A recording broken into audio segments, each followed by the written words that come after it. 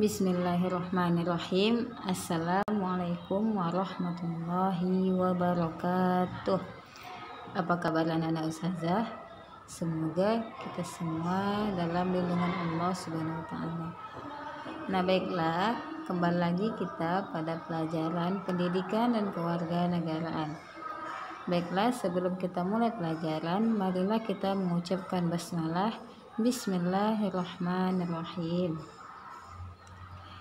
Nah, ustazah, adapun materi yang akan disampaikan pada kesempatan kali ini yaitu kerjasama dalam berbagai bidang di kehidupan di masyarakat. Nah, berikut dalil yang mengenai materi yang akan kita bahas, yaitu terdapat dalam Quran Surah Al-Maidah ayat 2 yang artinya, dan tolong menolonglah kamu dalam mengerjakan kebajikan dan takwa, dan jangan tolong menolong dalam berbuat dosa dan permusuhan. Bertakwalah kepada Allah, sungguh Allah sangat berat siksanya. Quran Surah Al-Maidah ayat 2. Baiklah, kita masuki materi kita. Nah, tahukah kamu apa yang dimaksud dengan kerjasama? Kerjasama merupakan kegiatan atau usaha yang dilakukan dua orang atau lebih untuk mencapai tujuan bersama. Nah, semangat kerjasama dalam kehidupan di masyarakat terwujud dalam kegiatan gotong royong yang sesuai dengan kehidupan budaya daerah. Nah, adapun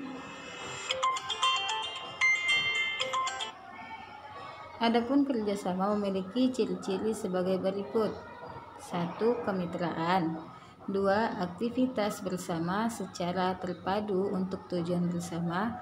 Yang ketiga, ada norma, kepedulian, saling percaya dan menghargai. Yang keempat, memuat hak, kewajiban dan tanggung jawab. Yang kelima, diperoleh manfaat bersama. Dan yang keenam, perlu komunikasi yang baik antara semua pihak. Oke, adapun bentuk kerjasama dalam berbagai bidang yaitu kerjasama dalam bidang politik sosial. Yang kedua, kerjasama dalam bidang ekonomi. Yang ketiga, kerjasama dalam bidang pertahanan dan keamanan. Dan yang keempat, kerjasama antar umat beragama. Oke, akan kita bahas satu-satu ya.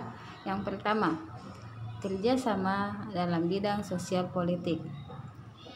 Kerjasama dalam bidang kehidupan sosial politik. Landasan kehidupan sosial politik bermasyarakat Indonesia adalah Pancasila sila keempat yang berbunyi, kerakyatan yang dipimpin oleh hikmat kebijaksanaan dalam permusyawaratan perwakilan. Pancasila sila keempat ini menegaskan bahwa bangsa Indonesia akan memelihara dan mengembangkan semangat bermusyawarah dalam perwakilan, memelihara dan mengembangkan kehidupan demokrasi, memelihara serta mengembangkan kearifan dan kebijaksanaan dalam bermusyawarah. Oke, selanjutnya, pangkal tolak pelaksanaan kehidupan sosial politik bangsa Indonesia adalah gotong royong, tercermin dalam proses pengambilan keputusan di lembaga-lembaga negara dan organisasi kemasyarakatan dengan cara musyawarah untuk mufakat. Oke, anak-anak ustazah, kita lanjut. Yang kedua yaitu kerjasama dalam bidang ekonomi. Nah, dalam kehidupan ekonomi, kerjasama digambarkan pada Undang-Undang Dasar 1945 Pasal 23A yang berbunyi, pajak dan pungutan lain yang bersifat memaksa untuk keperluan negara diatur dengan perundang-undangan.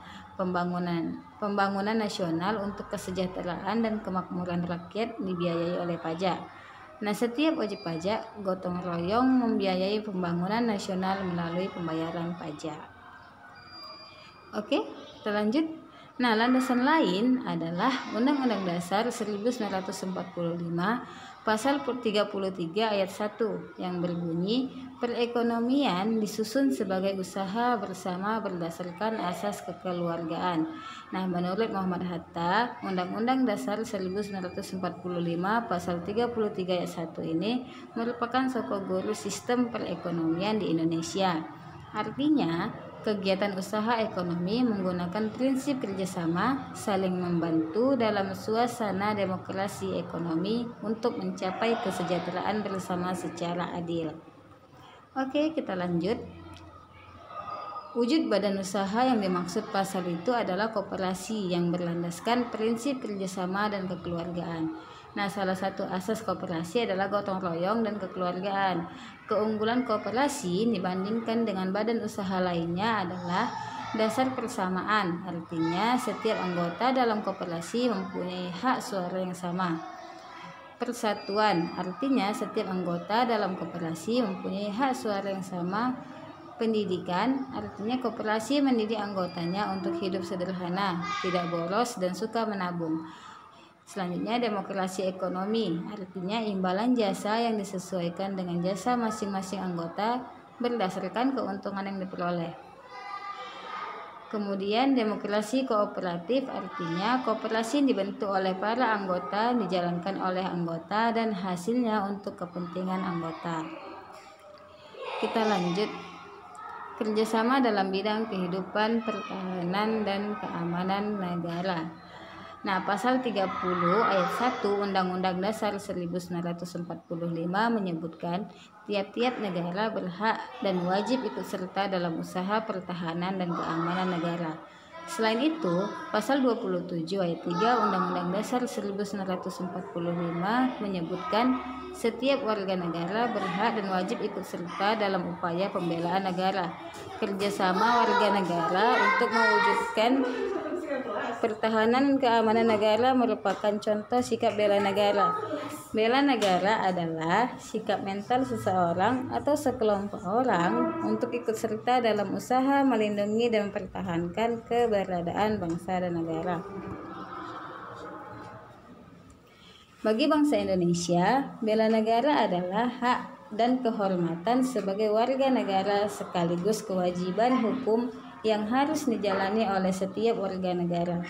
Kesadaran bela negara mengembangkan nilai kenegaraan yang diperuntukkan pada pembangunan sistem pertahanan negara yang terdiri dari 5 nilai dasar bela negara, yaitu cinta tanah air, kesadaran berbangsa dan bernegara, keyakinan Pancasila sebagai falsafah dan ideologi negara, rela berkorban untuk bangsa dan negara, memiliki kemampuan awal bela negara fisik maupun non-fisik. Keamanan dan pertahanan negara menjadi tanggung jawab seluruh komponen negara. Nah, yang terakhir yaitu kerjasama antar umat beragama. Pasal 29 ayat 2 Undang-Undang Dasar 1945 berbunyi, negara menjamin kemerdekaan tiap-tiap penduduk untuk memeluk agamanya masing-masing dan beribadat menurut agama dan kepercayaannya itu. Kerjasama antar umat beragama dalam berbagai bidang kehidupan dilakukan untuk mewujudkan kerukunan hidup. Nah, kerjasama ini bukan dalam hal keyakinan agama, tetapi pada upaya menciptakan kerukunan hidup antar pemeluk agama melalui sikap saling menghormati dan toleransi. Kerjasama antar umat beragama ditandai dengan sikap-sikap sebagai berikut. Yang pertama, saling menghormati umat seagama dan beda agama. Yang kedua, saling menghormati lembaga keagamaan yang seagama dan beda agama. Kemudian, sikap saling menghormati hak dan kewajiban umat beragama. Untuk mengembangkan sikap kerjasama antar umat beragama, setiap warga negara harus menghindari sikap tidak terpuji seperti sikap fanatik, sempit, yaitu merasa diri sendiri paling benar. Sikap individualis, yaitu sifat lebih mendahulukan kepentingan sendiri. Kemudian sikap eksklusivisme, yaitu selalu memisahkan diri dari kehidupan sosial di masyarakat karena ada perbedaan suku bangsa, adat istiadat, agama, dan bahasa daerah. Lalu sikap primordialisme, yaitu perasaan kesukuan yang berlebihan. Baiklah anak ustazah, sekianlah materi kita pada kesempatan kali ini.